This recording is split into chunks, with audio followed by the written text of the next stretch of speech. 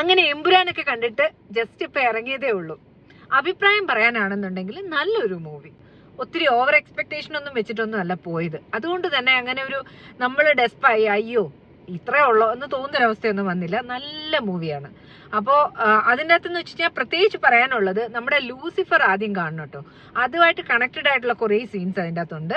പിന്നെ ഇതിൻ്റെ അകത്ത് കുറച്ച് സസ്പെൻസ് എന്ന് പറയാൻ ഭയങ്കരമായിട്ടുള്ളതല്ല, എന്നാലും നമുക്ക് കാണുമ്പം നമ്മളെ ത്രില്ലടിപ്പിക്കുന്ന കുറച്ച് നല്ല സീൻസ് ഉണ്ട്. അപ്പം അതിനെപ്പറ്റിയൊന്നും നമുക്ക് പറഞ്ഞിപ്പം അതിൻ്റെ ഒരു ഇത് പൊട്ടിക്കാൻ പറ്റില്ല, കാരണം ഒരുപാട് ആൾക്കാർ ഇനിയും കാണാനുണ്ട്. പ്രത്യേകിച്ച് പറയാനുള്ളത് ആക്ടിങ്ങിന്റെ കാര്യത്തിൽ നമ്മുടെ ലാലേട്ടനെ ഇത് ചെയ്യാനായിട്ട് മറികടക്കാനായിട്ട് ആരുമില്ല. അത്ര കിടുവായിട്ട് ലാലേട്ടൻ ആ റോള് ചെയ്തിട്ടുണ്ട്.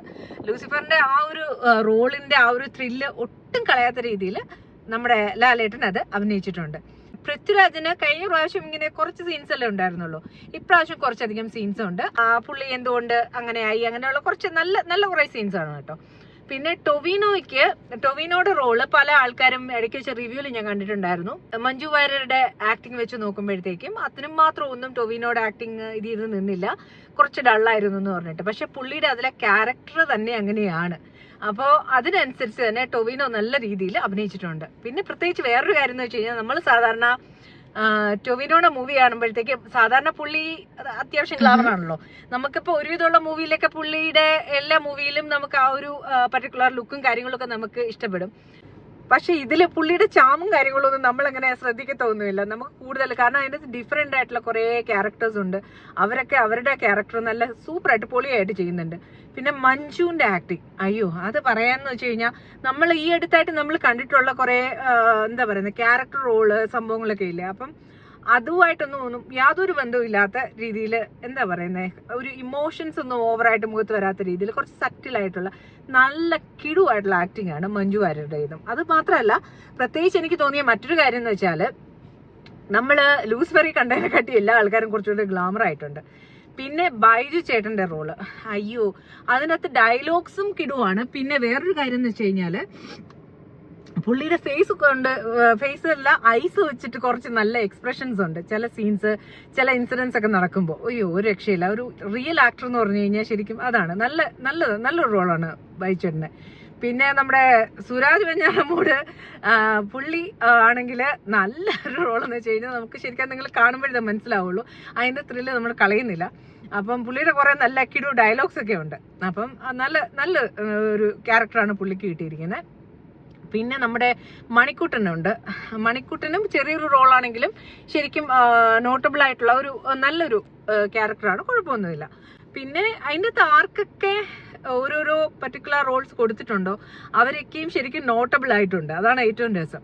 പിന്നെ പ്രത്യേകിച്ചും പറയാനുള്ളതെന്ന് വെച്ച് കഴിഞ്ഞാൽ BGM കിടുവായിട്ട് ചെയ്തിട്ടുണ്ട്. എന്ന് വെച്ചാൽ ചില ഒരുപാട് ഓവറായിട്ട് ഇങ്ങനെ BGM ഒക്കെ ഇട്ട് നമ്മളെ വെറുപ്പിക്കുന്ന ഒരു സംഭവമൊന്നുമില്ല കേട്ടോ. നമുക്ക് ആദ്യം ഇടയ്ക്ക് വെച്ചൊക്കെ എനിക്കറിയില്ല, നെഗറ്റീവ് റിവ്യൂസിലൊക്കെ കുറെ കണ്ടിട്ടുണ്ടായിരുന്നു, കാരണം BGM ഭയങ്കര ഓവറാണെന്നൊക്കെ പറഞ്ഞിട്ട്. പക്ഷെ അങ്ങനെയൊന്നും തോന്നിയില്ല. പിന്നെ വില്ലൻ റോൾസ് ചെയ്യുന്ന ആൾക്കാർ അതൊക്കെ നിങ്ങൾ പോയി കണ്ടാൽ മതി. ഞാൻ സസ്പെൻസ് ഒക്കെ പൊട്ടിച്ച് എനിക്ക് തെറിയേക്കാൻ വയ്യ, അതുകൊണ്ടാണ്. അപ്പം നിങ്ങൾ കാണുമ്പോഴേ ത്രില്ലുള്ളൂ. പിന്നെ പ്രത്യേകിച്ചും പറയാനുള്ളതെന്ന് വെച്ച് കഴിഞ്ഞാൽ തിയേറ്ററിൽ പോയി തന്നെ കാണുക. ശരിക്കും ഒരു എക്സ്പീരിയൻസ് തന്നെയാണ് കേട്ടോ. ഫൈറ്റ് സീൻസ് ഒക്കെ എന്ന് വെച്ച് കഴിഞ്ഞാൽ പറയാനില്ല, നല്ല സൂപ്പറായിട്ട് ചെയ്തിട്ടുണ്ട്, നല്ല രീതിയിൽ തന്നെ ചെയ്തിട്ടുണ്ട്. പിന്നെ പ്രത്യേകിച്ച് പറയാനുള്ളതെന്ന് വെച്ച് കഴിഞ്ഞാൽ ഭയങ്കരമായിട്ടുള്ള എന്താ പറയുന്നത് നമുക്ക് സസ്പെൻസ് ഒക്കെ ആയിട്ട് ഭയങ്കര ഞെട്ടുന്ന അങ്ങനത്തെ സീൻസ് ഒന്നുമില്ല.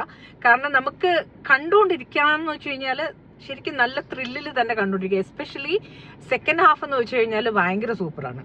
അപ്പം നമുക്ക് ഒരു മിനിറ്റ് പോലും ഒരു സെക്കൻഡ് പോലും ബോറടിക്കാത്ത രീതിയിൽ നല്ല രീതിയിൽ ചെയ്തിട്ടുള്ള ഒരു മൂവിയാണ് എമ്പുരാൻ.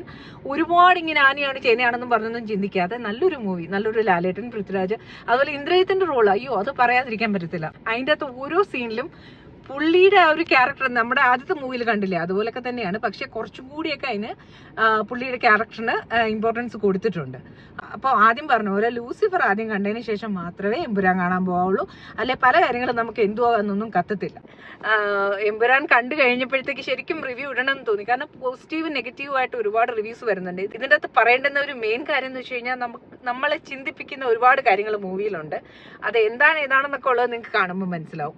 പിന്നെ ഒരു പർട്ടിക്കുലർ പാർട്ടി, പർട്ടിക്കുലർ വ്യക്തികള് അങ്ങനെയൊക്കെ അങ്ങ് ഭയങ്കരമായിട്ട് ഏതെങ്കിലും ഒരു സൈഡ് മാത്രം സ്ട്രെസ് ചെയ്ത് അല്ലെങ്കിൽ അവരെ നെഗറ്റീവായിട്ട് കാണിച്ചിട്ട് ചെയ്യുന്നതായിട്ട് എനിക്ക് തോന്നിയില്ല. പൊതുവായിട്ടുള്ള കാര്യങ്ങൾ മാത്രമാണ് അതിൻ്റെ അകത്ത് സൂചിപ്പിച്ചിരിക്കുന്നതെന്നുള്ളത് നമുക്ക് മനസ്സിലാവും.